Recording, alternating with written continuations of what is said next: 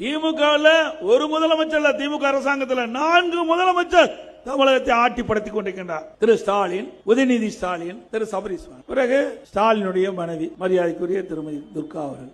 4 பேர் தமிழ்நாட்டை ஆட்டி படைச்சிட்டு 4 அதிகார மையம் தமிழகத்தை இன்றைக்கு ஆண்டு கொண்டிருக்கிறது.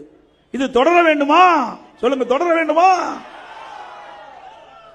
வாரிசு அரசியலுக்கு முற்றுப்புள்ளி வைக்கின்ற தேர்தல் வருகின்ற சட்டமன்ற தேர்தல், குடும்ப ஆட்சிக்கு முற்றுப்புள்ளி வைக்கின்ற தேர்தல் வருகின்ற சட்டமன்ற தேர்தல். சிந்திச்சு பாருங்க. இன்றைக்கு திராவிட முன்னேற்ற கழகத்தில் திமுக குடும்பத்தை சேர்ந்தவர் தான் அந்த கட்சிக்கு தலைவராக வர முடியும். திராவிட முன்னேற்ற கழகம் வெற்றி பெறுகின்ற பொழுதெல்லாம் அந்த குடும்பத்தை சேர்ந்தவர் தான் முதலமைச்சராக வர முடியும்.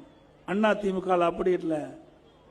இந்த கட்சிக்கு யார் விசுவாசமா இருக்கின்றார்களோ, யார் உழைக்கின்றார்களோ அவர்களுக்கு தானாக பதவி வருகின்ற ஒரே கட்சி அண்ணா திமுக. இல்லைன்னா நான் உங்க முன்னால பேச முடியுமா? நீங்க இந்த பொதுச் செயலாளர் பதவி கொடுத்திருப்பீங்களா? அண்ணா திமுக இருந்ததுனால நீங்க கொடுத்திருக்கிறீங்க. அண்ணா திமுக இருந்ததுனால தான் முதலமைச்சர் பதவி நீங்க கொடுத்திருக்கிறீங்க.